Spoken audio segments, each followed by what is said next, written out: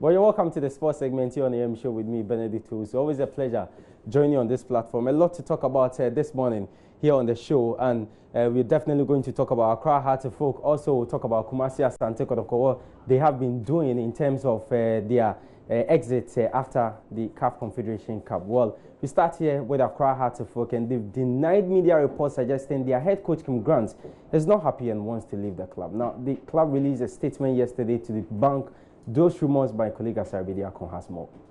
The management of Accra Heart of Folk Sporting Club Limited wishes to appeal to the general public, especially the team's followers, to disregard all media reports making rounds that club's director of football and first team head coach Kim Grant will not return to the club as head coach of the technical team. The reports have suggested that Kim Grant is not happy with the departure of Mark Noonan and has thus vowed to follow suit.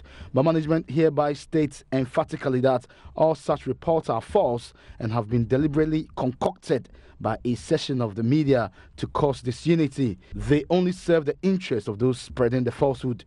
We wish to remind our followers that Kim Grant is committed to the Heart project and delighted and ready to work with the new CEO, Frederick Moore, whom he has already had productive discussions with to bring success to the club. Kim Grant is currently on short holiday in the Czech Republic and will be back to duty this week to continue with his good works. We once again appeal to all to disregard such negative media reports. Well, away from Accra Heart of Folk, former Black Stars player Augustin Anyimfo says he has no problem with the possible extension of the Normalization Committee's mandate. Now, reports arrived that the committee's mandate will be extended by FIFA when their tenure ends this month. Anyimfo sees nothing wrong should FIFA take that decision.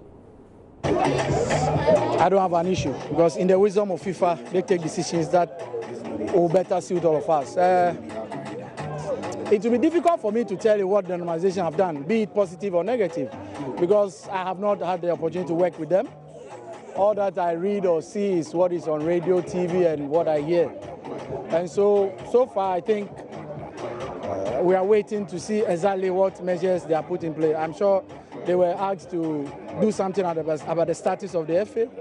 Let's hope that when should their tenure come to an end, we'll be able to know that whatever they've put across will benefit all of us going forward. And for how long will we continue to wait for the return of football? I really don't know. They were given until ending of March.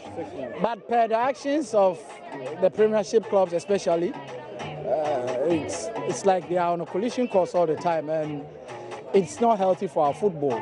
I believe that they should work hand in hand with the Normalization Committee to arrive at whatever decisions that we all want to arrive at, so that our young brothers and sisters who've taken soccer to be their careers should go ahead and have something in hand to take care of their families. But from the look of things, their tenure will obviously be extended. Obviously, yeah.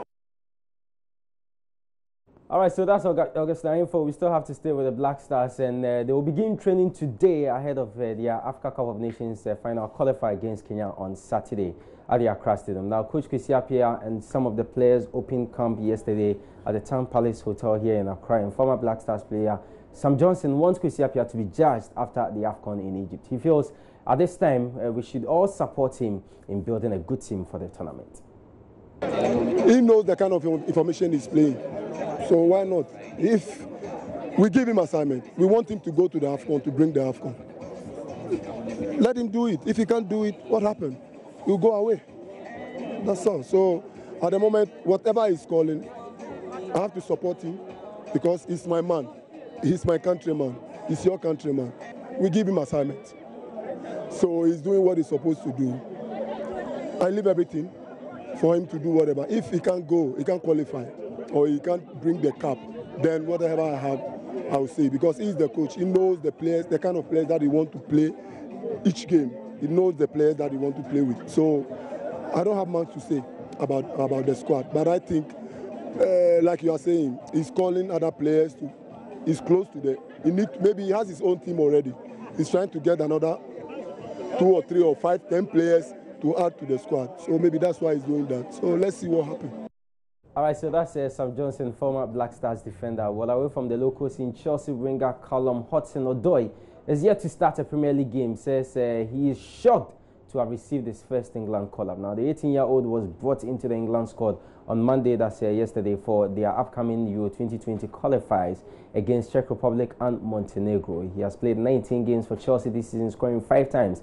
And I quote him, "It's been a crazy experience, but I'm delighted. I thought the manager was joking. He was with England's under-21 squad, having received his first call-up at that level last week when he was told he was being promoted to the senior squad by under-20 manager AD. I was shocked, and then when I heard that I actually had to go over, I couldn't believe."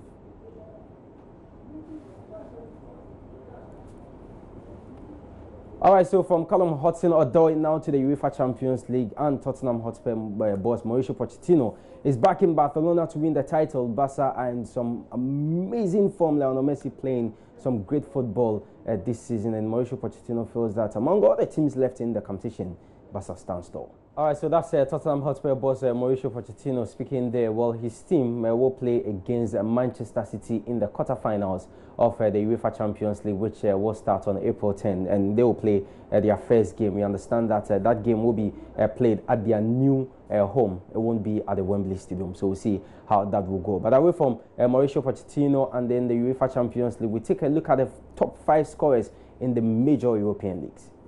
All right, so Lionel Messi leading the pack with 29 goals so far and still have some more games to play this season. So, of course, he can hit the 40 mark.